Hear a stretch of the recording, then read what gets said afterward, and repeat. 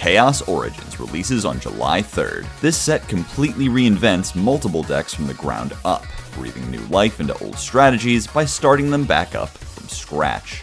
I'm JaxelMS, and I know everything because they pay me to. But they don't pay me enough to get copyright claimed again, so the intros are canceled. We're not doing them anymore. It's done. It's over. Okay, one more. Here's...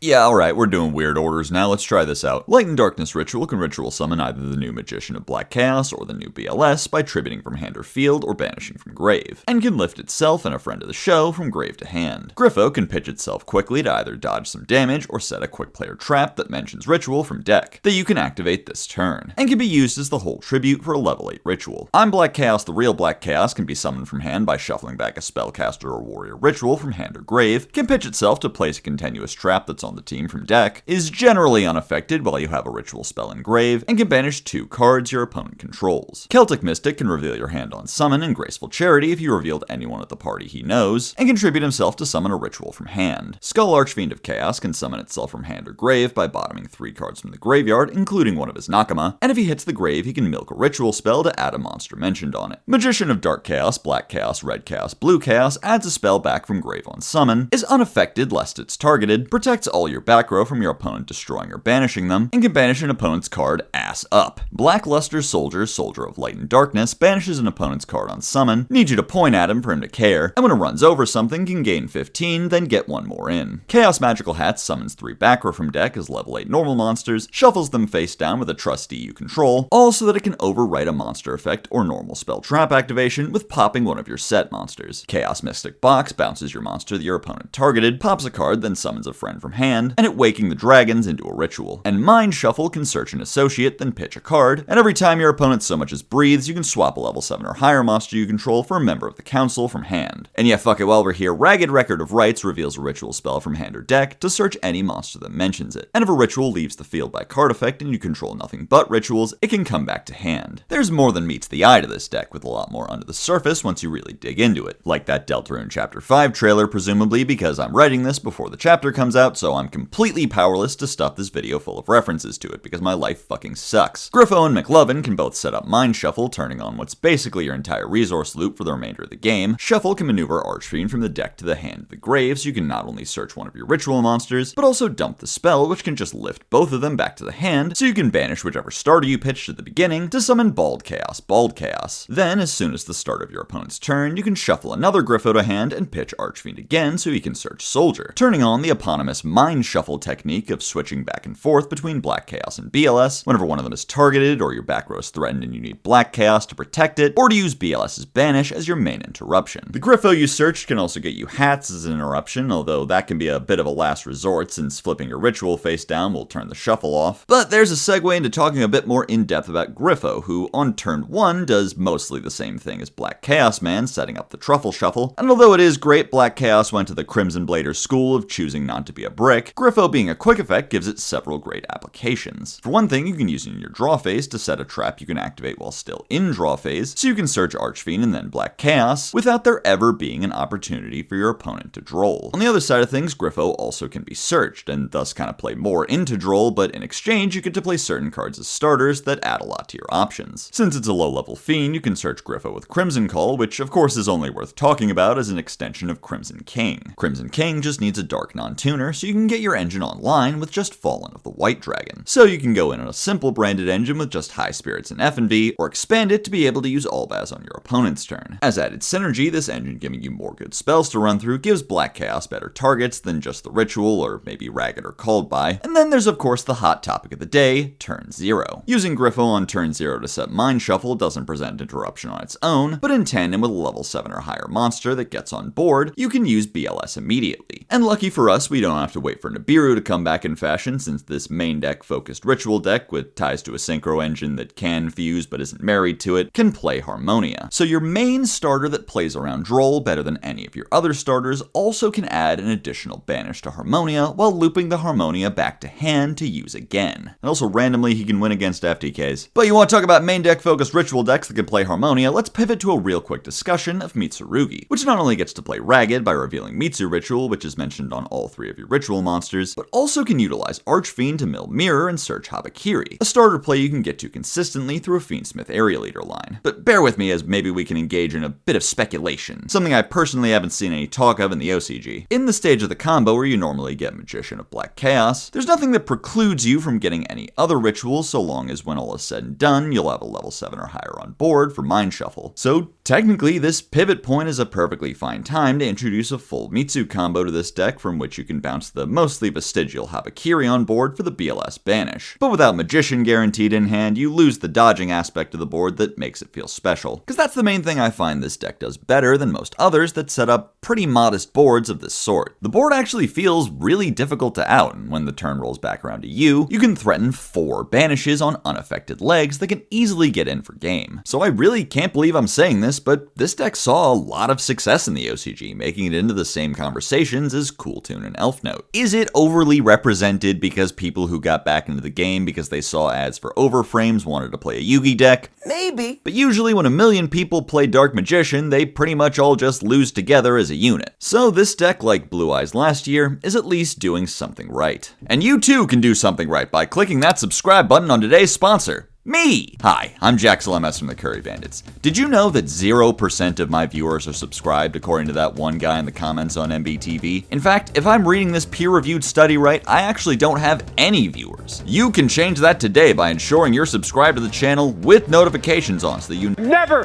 ever miss an upload. And I know you're probably wondering, well, what about that rat fuck son of a bitch who's convinced everyone to watch me on his channel instead of my own? Well, that should be obvious, right? We raid his house in the middle of the night, tar and feather him, then throw him into the open ocean to be eaten by horse mackerel, which I learned from a YouTube short are not related to mackerel, but he didn't say whether or not they're related to horses, so I'll get back to you on that. Surge Blitzclique can reveal itself from hand to pop a monster, then summon a thunder from hand, but locks you to only summoning from the hand, and when she sees a card being destroyed, she can search a Blitzclique monster. Grain does that same shit to spell traps instead of monsters, and searches spells instead of monsters, and also Hideout. We'll talk about Hideout. Emmy reveals itself when it enters the hand to pop a card, then summon a thunder from hand, and if she witnesses the murder of a card on field, she searches a Blitzclique trap. Crackle can reveal itself when your opponent activates a guy on board during their turn to pop it and summon a thunder, and when he sees a card get popped, can mill a Blitzclique back row. Whisker can quick effect reveal itself from hand during the turn that a card was destroyed by a Blitzclique effect to summon up to 3 thunders from hand, and then pop that many cards. And can negate and destroy monster effect except a hand trap by bouncing another thunder. Hideout in the Sky Kulam is a field spell that boosts monsters from the hand by 5, gives your opponent a token in exchange for a search, and can add itself from grave back to hand when a card is popped by a Blitzclique. Blitzclique Breakaway can either, and I actually mean either this time, place a Blitzclique continuous trap from deck or bounce a thunder to Papa John. And it too comes back to hand when a card is killed by a Blitzclique. Stepped Leader can add a thunder back when it sees a body hit the floor, can summon a thunder from hand and then fuck off, and adds itself back from grave when your Blitzclique kills something. Alternator sinks your opponent's monsters by 3 for each thunder you control, can shuffle a Blitzclique card to search any thunder monster, and can banish itself from grave to search a Blitzclique spell or Hideout. And Return Stroke protects your Blitzcliques from your opponent destroying them, can bounce a Blitzclique to negate and destroy a spell, and can banish itself from grave to return a Blitzclique from field or grave to hand. And then there's like this free agent that like synergizes with them in every way, but all it's really adding, so to speak, is trigger effect negation, which you know I don't find particularly good, so like generally people aren't playing this card, but it's here. But, honestly, it's hard to say what people are playing in this deck because it's not doing quite so hot as the last guy. Really feels like there should be something here, but because of how the cards work, the card quality is actually not as great as your first instinct might dictate. You see, it's not that weird that the cards all pop then summon so that their second effects can't all be triggered by their own summons destroying a card, but it does create the sort of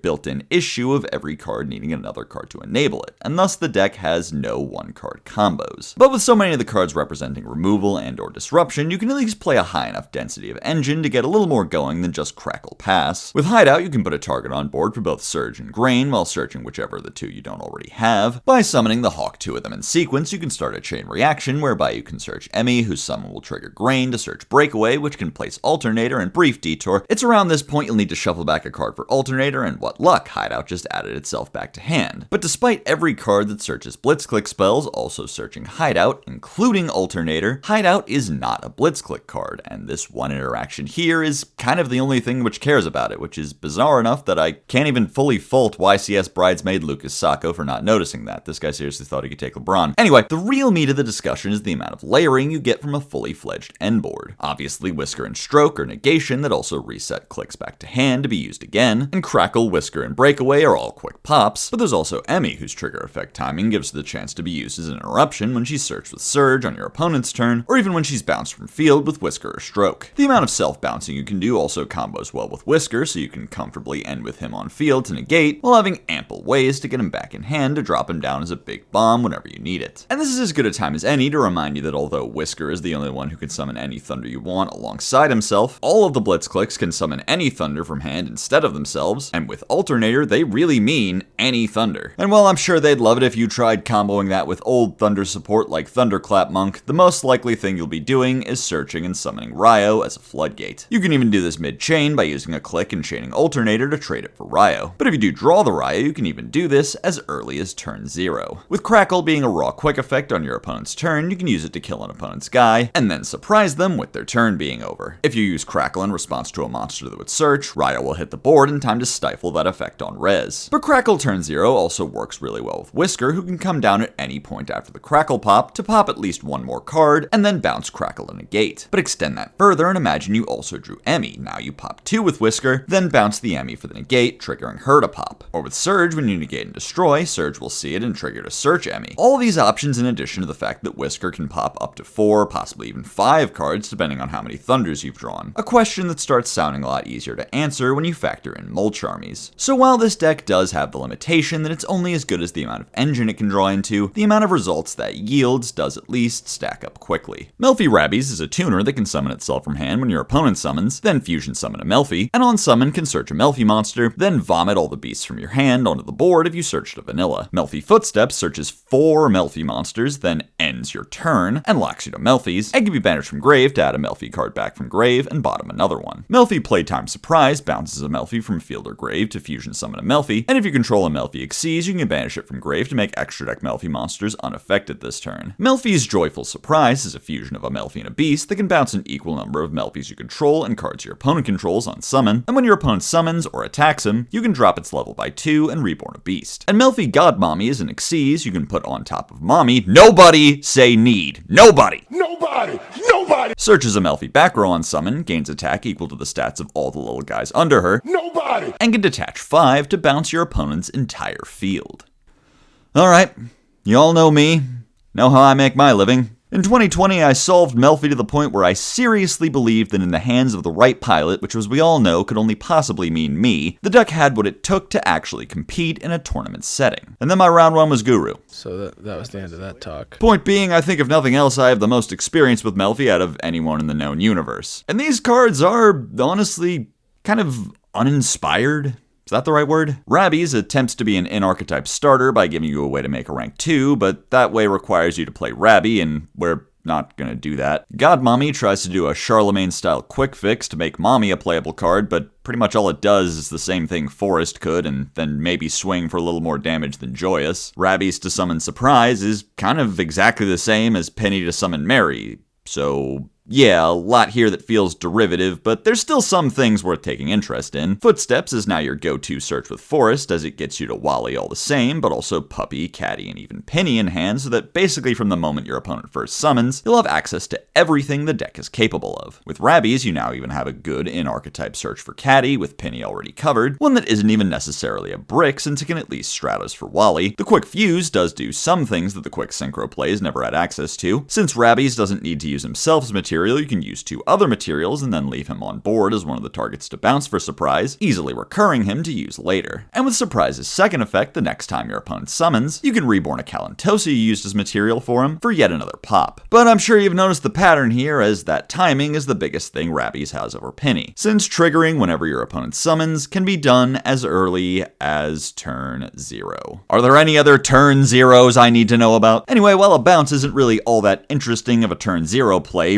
Regina. The volatility of Surprise's second effect gives you some capability to do way more than that. By fusing Rabbies with Wally in hand, you can bring Wally back on your opponent's next summon, trade Wally for Puppy and Catty on the next one, and so on, practically comboing off next to your opponent until on their fourth summon you can get to Kalantosa and Penny for some extremely disruptive options. Fusing with Puppy will let you kind of do a similar thing because Puppy can of course summon Wally, but it'll take longer, you don't get Kalantosa, all that stuff. And then fusing with the Callie in hand does get you a pop at least, so hey, not as much of a brick, right? But these cards don't actually address a lot of Melffy's built-in issues, like relying a little too much on your opponent giving you good windows to fire your tagouts with their summons, and their best starters still being prehistoric gamers like Nimblebeaver. This thing is bait and no one can convince me otherwise. The next group of cards is brought to you in part by Adolf Hitler, because there's no string of text you can type into a search bar that pulls up all of them. Fuck me, I guess. Alistair the Reminiscent can summon itself by giving 1000 attack to a fusion or spellcaster on field, and can banish an Invoked from extra on summon to add invocation or spell that mentions it from deck. Viracom the Divine Spirit of Artifice can summon itself if an Alistair monster is in rotation, sets invocation or a spell that mentions it on summon, and can banish itself from field to negate an opponent's response to your fusion monster's effect and banish it. Iwas Divine Spirit of the Law can summon itself from graveyard when a fusion hits the grave, then can fusion summon an Invoked, and can banish itself from hand or field to search an Alistair, then normal summon a spellcaster if it banished itself from field. Invocation Sword is a quick play fusion spell that can use material from field, but for an invoked monster can return banished monsters to grave as well, and can shuffle itself from grave to deck to add back an Alistair or invocation. Sacred Spirit Sword Iwas can summon Iwas from deck or grave, mill or banish an Alistair, or look at 3 random cards from your opponent's extra and banish one of them. Gamma Summon banishes an Alistair or fusion from grave to cheat out an invoked monster but banish it during the end phase, and if a monster is banished, you can banish it from grave to summon back one of your banished invoked monsters. Invoked Sorath is a fusion of an Alistair and a fire or wind that can quick effect revive a monster, and in grave can fusion summon by banishing from field or grave, including itself. Baberon is a fusion of an Alistair and a light or an earth that searches Viracom or Gamma on summon, then can banish a monster from grave, and can be banished from grave to sink all your opponent's monsters by the attack of a fusion you control. Oceanus is a fusion of an Alistair and a darker water that makes your opponent attack only it while it's in the main monster zone, is Darklaw in the extra monster zone, these effects are about equal I think, and can be banished from grave to let a fusion attack directly. And Hyper Invoked Eon is a fusion of 2 or more fusions with different attributes that can banish cards from field or grave on summon up to the number of materials, then if you use 3 or more, can banish 3 cards from your opponent's extra deck, and can quick effect change everyone's clothes. You know, I used to think normal summon Alistair was annoying when it was just a negate. Used to be that just the repetitiveness of it wore down on you. Now Alistair can do way more annoying shit like macro and quadruple extra deck rip. Real shame that's what we want to do here, because some of these pieces are actually pretty neat. Sorath adds a crucial element of extension to invoke combos, being summonable with Alistair and Almirage, and then getting to reborn the Alistair after adding it back to hand, then pitching it with its effect so you can make a link 2 like Madness or just IP. And then from grave it can fuse with the Alistair into either Mechaba or Baybaron. You can also get it in grave by banishing it with Reminiscent to search Sword, and then using Sword to fuse the Reminiscent from field and the banished Sorath, putting them both in grave for later. Baybaron extends you further by getting Viracom, which gets you another fusion spell and then can either be used as link material or a protective element for your fusions, or Gamma Summon, which lets you tag between your invoked so you can more easily end on Mechaba and Ogo80s. But of course, the main thing you're going to want to do is resolve Eon, whose triple dipper combo is likely disruptive enough to steal games on its own. By linking off Baybaron, you can use Sorath and Grave to fuse the 2 of them into a measly 2-mat Eon, but in doing so, you've put the material in place to use Sword on your opponent's turn to fuse Eon with those same 2 materials in the banishment into a 3-mat Eon, letting you banish 3 cards on field and then gut your opponent's extra like a fish. What's odd though is that even though these cards flesh out the main deck of a pure Invoke deck, they don't really make it a cohesive whole. There's more starters, but also more corresponding bricks in service of a board that's better than Mechaba Pass, but adjusting for inflation over the last 9 years, kinda equally one note. The best ideas I've seen are still using Alistair as more of an engine in fusion decks like Draco Tail, far more justifiable now that there's an Alistair you can special summon. Martyr of the Sacred Beasts can place a Sacred Beast field spell or continuous spell trap on summon, can summon 2 more of himself if you control another Sacred Beast monster, and comes back to hand during your opponent's end phase if you have a level 10 Sacred Beast next to it in grave. Summoner of the Sacred Beast is a Thunder that can reveal itself from hand and pitch a card to summon a Sacred Beast from hand, can pitch a card while it's on field to summon a beast from hand or grave, and can banish itself from grave to summon one from grave. The 3 Stooges all must be summoned by a Sacred Beast effect, and can reveal themselves to search their favorite kind of card, then pitch a card. Inferno of the Sacred Beasts, Uriah, Lord of Seer...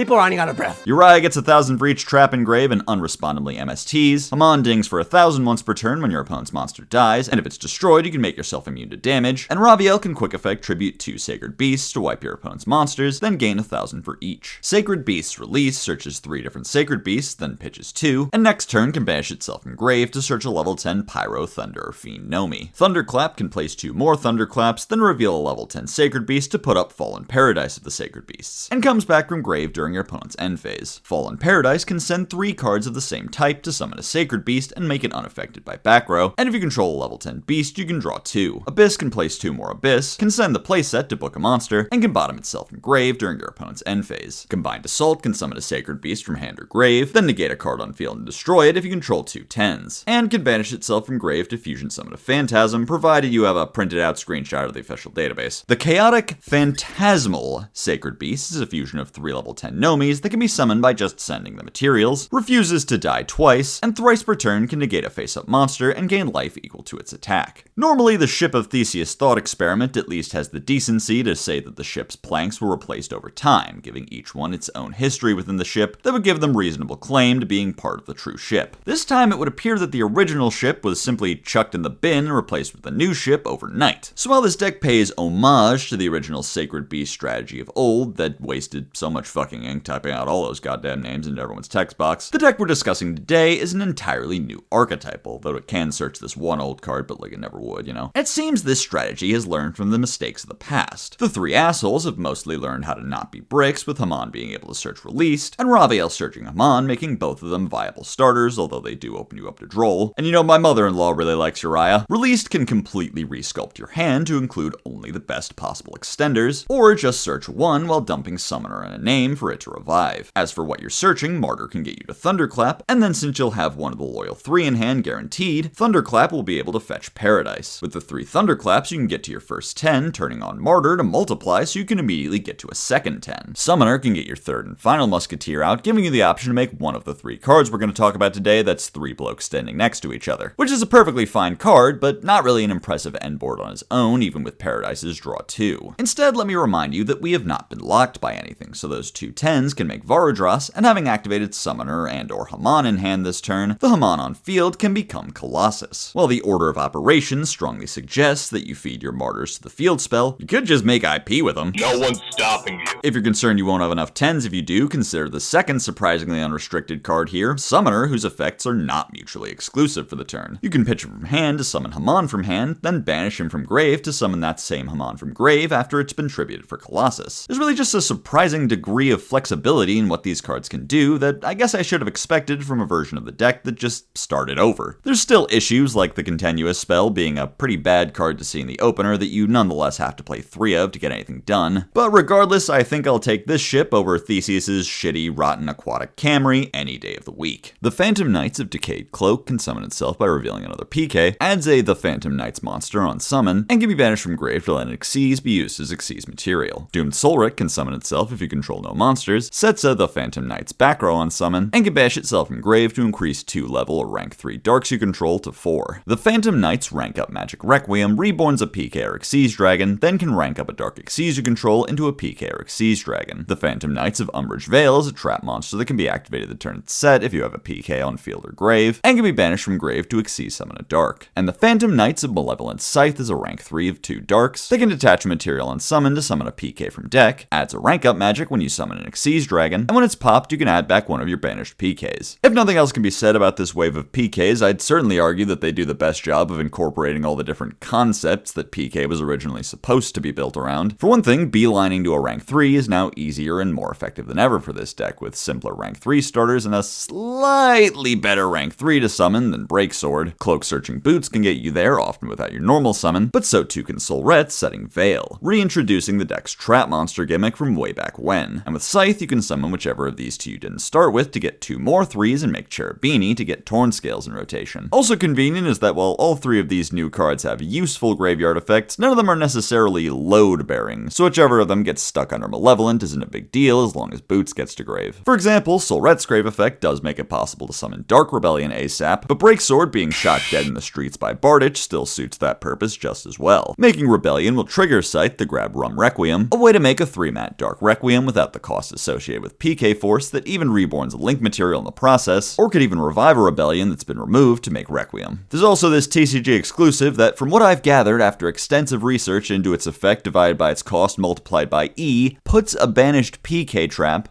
back in grave. This took 10 solid minutes of discussion on the Konami stream. Angelic Key can pitch a spell trap to summon a level 2 Angelic Key from extra and place an Angelic Key from the extra into the back row, and if an Angelic Key monster card is destroyed, you can bounce an Angelic Key from your back row to the extra, then summon it. This is all covered in the document Isa made 2 years ago. Angelic Key Enlisted is a level 2 Synchro Tuner that can banish an opponent's monster diagonal from it, then give your opponent control of itself, and when it changes control, it goes back to the extra and summons any Angelic Key from extra. Destrier can banish any monster in a different column, searches an Angelic Key spell when it's placed as a spell, and while it's there, dings for 5 every time your opponent activates a card or effect. Bastion can banish a monster in its same column, takes Shatranga to the back row with it when it's placed, and protects other Angelic Key cards from destruction. Shatranga can banish any monster your opponent controls, searches a trap when it's placed, and while it's a spell, your opponent can only use 5 monster effects per turn. Disturbance gives your opponent one of your Angelic Key monsters for the turn, then negates anything in any of the zones next to it. And you can banish it from grave to add an Angelic Key spell or trap. Angelic Key opening to E4 places an Angelic Key field, summons a level 2 or 7 from extra, and places an Angelic Key from extra to the back row, but locks you to synchros. And if your opponent went first, you can activate it from hand during their standby phase. Witness of the Ancient can summon itself if you have a synchro in field or grave, places up to 3 synchros from extra or graveyard in the back row on summon, then summons a token with a star for each and locks you to synchros. And Glitch Clutch Null Gainer searches a level 8 or higher monster with 0 attack on summon, and can reborn a monster with no attack, negated, and unable to be used as material. Very strange deck, almost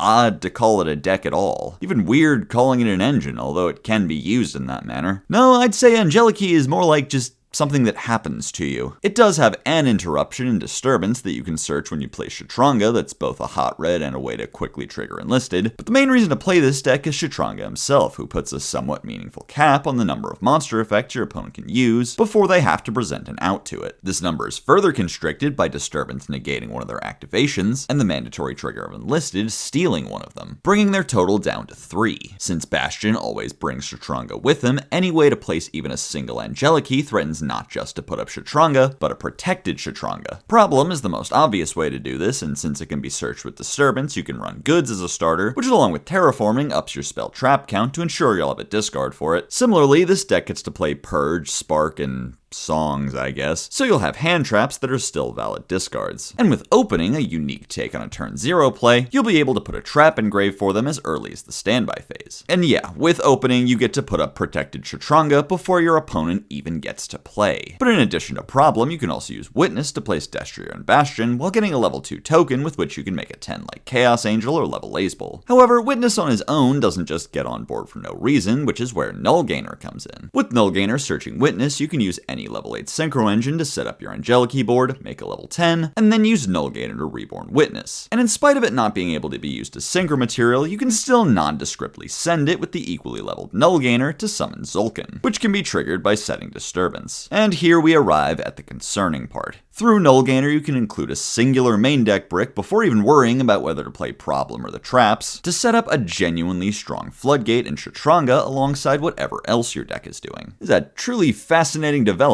since Null Gainer, the only one of these cards that was in the OCG version of this set, did literally nothing in that region. So whatever your thoughts are on this deck, I'd just like to thank Konami for writing his segment for me, so I didn't have to make some shit up about like Veda, Cal, or Canem, or something stupid like that. Clown Crew Finale can discard any number of cards while you control a Tribute Summon to pop that many cards, and can banish itself from grave and tribute a Jimmy to add a Clown Crew monster of a different level from deck or grave. Clown Crew Dristy is a link that requires non-link Jimmies that gives your Tribute Summons a second attack, and if it's tributed, either bounces all links or mallets both players' hands. Well, at least that's one glaring hole patched. Now this deck has like a direct answer to link decks instead of coping on hand trapping them to death. Link monsters are actually the most likely type of monster to be kind of pressed that they couldn't stick to the field, since they're generally so focused on climbing. Finale finally gives you a sort of tangible use for all the goddamn draws you get and gives you a good follow-up search, but generally these cards aren't really patching up all the holes in Clown Crew's tent, so instead it gives you another way to be annoying. With Dristy, you can chain one of your quick effects, the Tribute Summon, to an effect to search, and trigger Dristy on a new chain to shuffle back what your opponent searched, but since your opponent searched in the previous chain, you can then chain Droll to Dristy, lock locking both of you out of drawing any cards back after shuffling away your hands. Finale even incentivizes this plan by giving you an outlet to get rid of as much of your hand as possible quickly, and by giving you a search as early as the start of your turn to rebuild your card advantage. 0 days without nonsense. S-Force Signify searches an S-Force monster on summon, then draws a card if your opponent has a monster in its column, and gives all your S-Forces 1000 when your opponent uses a monster effect in the same column as one of yours. S-Force Origin summons an S-Force from hand, grave, or banished, but banishes it when it leaves the field, and you can banish it from grave when a card is banished to banish an S-Force from deck and mill another one. World Sorting lets you mill S-Forces instead of banishing from hand, activate S-Force monsters, and if a card is banished, you can banish a card from your opponent's field or grave, then move an S-Force to another zone. Nightcatcher is a link 2 that requires an S-Force, searches an S-Force spell trap on summon, and quick effect banishes itself and an S-Force card from hand to summon an S-Force from deck or extra. And S-Force Mystify is a link 3 that requires an S-Force, makes your opponent unable to target it or summon monsters with monster effects while they have a monster in its column, and can quick effect move one of your opponent's monsters. This support makes S-Force actually capable of making plays that, well, honestly just get asses in seats. Signify searching retroactive lets you easily summon Nightcatcher, which can search Origin to summon Signify back out, and since just linking it off will banish it, you can make Night Chaser immediately to trigger Origin and Grave, milling Platina and banishing Lapswell. This'll get the dominoes rolling of Night Chaser summoning Lapswell, Lapswell summoning Platina, and Platina summoning one of your banished S-Forces, which can be that Signify, or can be Nightcatcher retroactive, which you can banish at any point to summon anything from deck or extra. And here's where it stops being interesting. Lapswell is a light fiend. Platina is a dark spellcaster. There's enough Cybursts for you to make Wicked, search backup, and do Malice combo. There being no locks on S-Forces is a boon to the deck's ceiling, but also something of a curse, since the more you look into what the best use of those materials you're accruing is, the less it looks like you needed to do this with S-Force in the first place. Even with how intimidating the Floodgate on Mystify might sound, there's just no real killer app that really justifies sleeving up fucking Edge Razor. The 3 Champions of Swordsoul is a synchro that requires a level 4 tuner, searches any level 4 or 8 spellcaster with the same attack and defense on summon, and can negate a card on field, then destroy it if Albaz or Ecclesia is in grave. Alright, count 'em, that's 2 cards so far, that's just 3 blokes standing next to each other. This card's purpose is twofold. It both cleans up lines and branded, giving you more ways to find things like Card and Dogmatica Ecclesia to take the pressure off of Dark Dragon, and it makes me tell even more people that they gotta buy White Dragon. As part of branded, you can make it with White Dragon Incredible to search cart right away, and unlike Dark Dragon, already have a material on field for her to fuse with, without having to weave through Golden. But if you still do weave through Golden, you can make Dark Dragon first and summon Quem, allowing you to get those 2 synchro materials back with Golden and Kit. In this line, you can make Gronganiel with Quem watching to summon back the cart. Quem, Cart, and Grong is a pretty noticeable improvement to the ceiling of just a single White Dragon, but the breadth of options available to this card extends beyond the deck's own engine, letting you do things like pivot into a Magistus package by searching Spenta. This makes White Dragon a pretty solid option to include in a Magistus deck without having to go through any insane hoops to bridge. Now it does start to get a little more complicated as we leave this particular sphere because other search targets don't play as nicely with White Dragon's lock. Man with the Mark is a search target, but probably would feel kinda cramped showing up under a Fusion Synchro lock. For a deck like that, you might consider looking for other engines to make a level 8 Synchro using specifically a level 4 tuner. Anyway, then there's Floodgates. Final Dimac should be turned into a horrible goo for ever once uttering the word stun with a number after it. This shit is all his fault. By searching Pharaonic Advent, you can tribute over champions to summon it, then by tributing a fairy like a Loubob or a fiend like Queritus, you can search some random dogshit Floodgate and win game 3 or whatever. Get a fucking job. Pharaoh the Primordial Goddess can reveal itself in a back row from hand to make cards with that name unrespondable this turn, summons itself when it's sent from hand or field to grave, and steals your opponent's biggest bird on summon. This is a neat generic that can help you force your important spell traps through, be they must resolves going first or breakers going second. The other 2 effects can be used as part of a board or a board breaking plan depending on the kinds of back row your deck has that can pitch cards. The deck I think this card is most heavily pushed for is Light and Darkness, since she can ensure that the ritual resolves and your extremely sticky ritual monsters will hit the board. And then she can be pitched from hand during your opponent's turn with Mind Shuffle to add a steal to your disruptions. And then as a high level monster, she can be bounced with Shuffle for your rituals. Alongside Griffo placing Shuffle, she can even do this interaction turn 0, searching BLS and pitching her to steal, then bouncing her to banish and use again when it's your turn. Pot of Sloth draws a card for each card your opponent controls, then puts nearly the same amount back if you drew 2 or more. And it's got this weird sort of once per turn clause, so you can try again if it's ashed and shit like that. I find it challenging to say anything more in depth than It's good. This card has started popping up in a wide variety of side decks as a fantastic hand sculpting tool going second, that really only has a fleeting semblance of playability going first to the point of being negligible. In a world where people yearn for more opportunities to break boards with Engine, Sloth gives you incredible levels of control over which Engine pieces you get to use. And with the interaction of the once per turn clause and the bottoming effect, seeing multiple copies in the opener can be perfectly fine, since if it's negated you can activate another copy, and if it resolves you just put the extras back. Zenna's Deceiving Doll Maidens is a Link 5 that can use material on hand, mills a monster on summon, or extra mills a monster if it was summoned using only materials from field, and during your next standby phase after it hits the grave you can add a monster back to hand. What? This card is proof of horseshoe theory in that unlike Sloth it is packed to the motherfucking nines with complexity, and yet I am equally stumped on what to say about it. Lavolval chain found alive in Raleigh, North Carolina, I guess. There are simply way too many things that are maybe good to mill with this card to go over in any efficient manner, so to start a bit of a philosophical primer. This card is a Link fucking 5. You've got to be playing the game, full stop, to get to this card. Trying to use it as a starter, if you will, for some additional engine seems rather indulgent. So it's much more common you'll see this card as a way to get to some kind of endpoint of a combo rather than a pivot point. For this reason, the two main cards we've seen thus far be milled with Zenna are Independent Nightingale and Christia.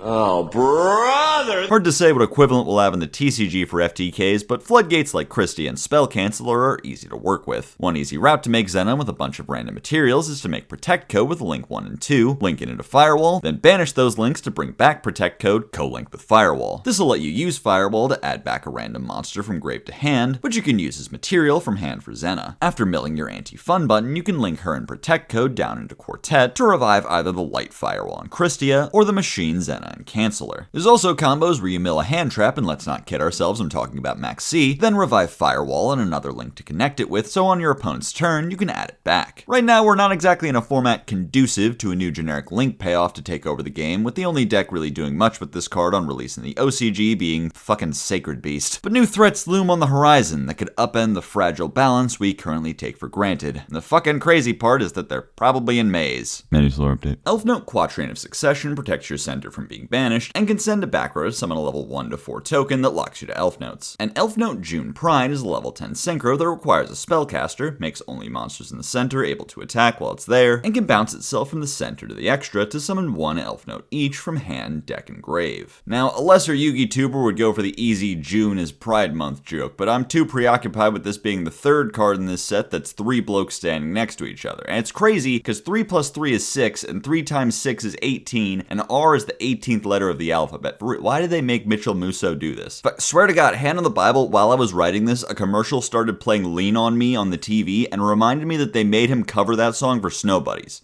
What were they doing to that poor boy? Blackout coffee. The main thing June Pride does for Elfnote is make a lot of potential plays the deck had access to much more feasible on account of summoning 3 monsters. I mean, are you kidding me? At a bare minimum, Pride makes Patron a far more useful part of an end board, since it can actually target an Elfnote with its effect to make it 10 during your opponent's turn, now that there's one that doesn't demand 2 non-tuners. And since she can tag into all 3 special cards to get all 3 quick effects, all the pressure of ending on any of them or using your quick reborns on them is taken off, giving you far more leeway to use them for synchro plays and leave the work of getting them all back on field to Regina, who adds herself back after being used. And let's get this shit out of the way. Yes, this can even be done as early as turn 0. With Regina and any of the level 6s, you can send the other one from hand, get out Patron and quick sync into June Pride, search a different level 6 with Patron's effect, then tag out Pride into the one you sacked for cost, the one you searched, and the remaining one from deck, successfully getting all 3 of your quick effects as early as the main phase. But it does plenty on your own turn as well. For one thing, giving you an easy way to tag between elves by using Patron to tune one of them into Pride, then tagging into the Patron from grave and a different elf from deck, leaving you with pretty much the same board, but Fortuna instead of Lucina, for example. One tech that's popped up a lot is using her to summon 2 Patrons and tune a level 8 you can make early in the combo with Medius, like Ash Dragon into Croco Dragon to get a free draw, then tune that into B2B, a killer generic tool that gives you more quick synchro plays than you'd normally get from the highly limited Patron. That also gives you something to do with shooting Riser Dragon, who can can mill a hand trap like Ash Blossom on your turn, then on your opponent's turn, B2B can add back that Ash Blossom and quick sync the level 4 Riser with a 6 into Pride. The amount of freedom being opened up on your opponent's turn has made the deck so much more fluid than it once was, and made all the pieces fit together into the most cohesive whole the deck has ever been. And I'm willing to get some fluid in my cohesive whole if Saz would answer his fucking DMs. Happy Pride! Theorealize Past Lull can summon Medius from deck if you control an Archmage, Dooms, or Elfnote, gives it an unrespondable summon window, and you can banish it from grave to reborn a Fusion Synchro or Xyz to a zone a Link monster points to. And one more for the fans! Purification Power Patron is a generic Link 2 Dark Fairy that searches a Theorealize card on summon if you have a patron in grave, and if you control another Dark Fairy, it can quick link using itself. There's a few things these cards do that Medius decks could make some use of, although they have their issues. Being able to finally search Theorealize gives Archmage and Dooms an easier time getting to Medius through either the OG or LOL. Guaranteeing access to the Theos lets you build combos around being able to use their grave effects, like OG getting you to Fiendsmith or Demod, or Liberation giving you a tuner that can be made into Georges. But summoning Purification with his effect online isn't a super simple process. Every main deck patron is either a pendulum that won't go to the graveyard when it's linked off, or locks you into its summoning mechanic. So getting one in grave and then later, unrelatedly, having the material to invest in a Link 2 for not even really a bridge, just more of the same engine, is a pretty disjointed process. On the other hand, the IP with extra steps effect is actually kind of easier to enable than it seems. At the end of a turn that led with Medius or went through lull, Medius' effect in grave typically remains unused, so shuffling back something else you don't need can turn on and provide material for the interruption effect of a card that presumably you've already decided you want to run through. But with the effect and even material line being identical